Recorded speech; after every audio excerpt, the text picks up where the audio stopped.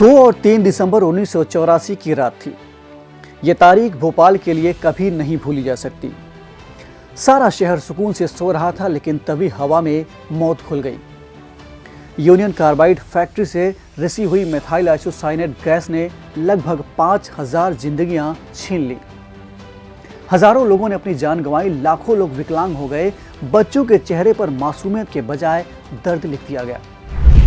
लेकिन उस त्रासदी का जहर आज भी जिंदा है। आज भी, यानी कि 40 साल बाद, उस त्रासदी के सर्वाइवर्स को कई हेल्थ इश्यूज का सामना करना पड़ रहा है। स्किन डिजीज हो, प्रजनन स्वास्थ्य से जुड़ी समस्याएं हों और यहाँ तक कि बच्चों में भी हेल्थ इश्यूज देखे जा रहे हैं। सिर्फ इंसान ही नहीं, बल्कि पर्यावरण भी इस त्रासदी का शिकार हुआ। फैक्ट्री के आसपास के पानी के सोर्सेस कंटेमिनेटेड हो गए। कई हैंडपंप्स को सील करना पड़ा। अब आप सोच रहे होंगे कि इतने सालों में कुछ हुआ नहीं क्या? हुआ जरूर, लेकिन बहुत धीरे धीरे। चलिए मैं आपको जरा टाइमलाइन बताता हूं।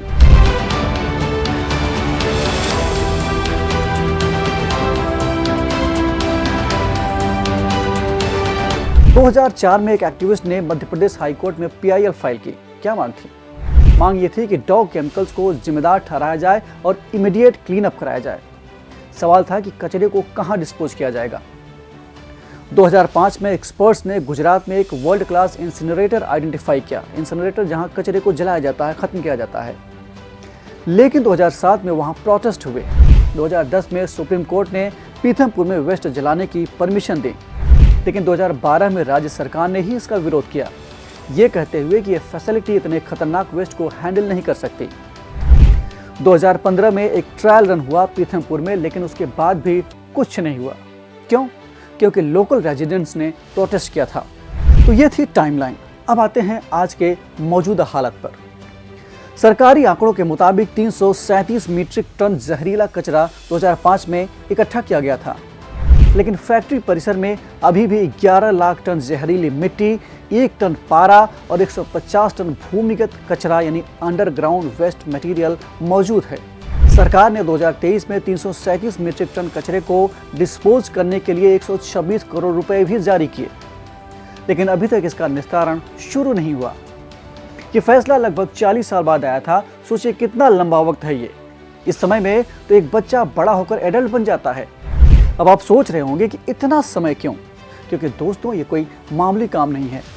इस वेस्ट में बहुत खतरनाक केमिकल्स हैं। अगर थोड़ी सी भी गलती हुई तो बहुत बड़ी समस्या हो सकती है।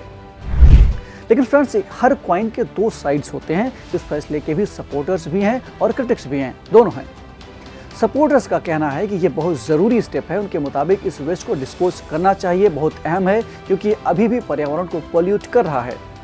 लेकिन क्रिटिक्स का मानना है कि ये प्रोसेस भी खतरनाक हो सकता है। उन्होंने कहा कि इंसिनरेशन से एयर पॉल्यूशन हो सकता है और ये प्रोसेस पीथमपुर के, जहाँ के डिस्पोज होना है, वहाँ के लोगों के लिए रिस्की हो सकता है। इस पूरे सिचुएशन में मैं आपसे कुछ सवाल पूछना चाहता हूँ। आपको क्या लगता है कि सरकार ने क्या सही फैसला लिया है? अगर आप पीथमपुर में रह रहे होते तो आप क्या सोचते? क्या आपके पास इसका कोई अल्टरनेटिव सॉल्यूशन है? और सबसे अहम, अगर आप MP के CM होते तो आप क्या करते? इन सवालों के जवाब आप कमेंट्स में ज़रूर शेयर करें। उम्मीद है आपको ये जानकारी हेल्पफुल लगी होगी। भोपाल गैस ट्रेजेडी सिर्फ भोपाल की कहानी नहीं है, ये एक सीख है कि हमें सतर्क हो जाना चाहिए।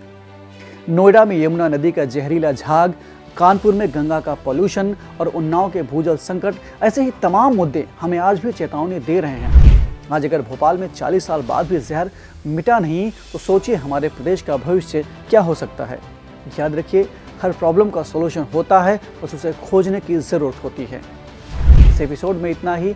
अभी के लिए मैं केसरी आपसे अलविदा लेता हूँ। अपना ख्याल रखिए और हाँ, पर्यावरण का भी। Thank you so much.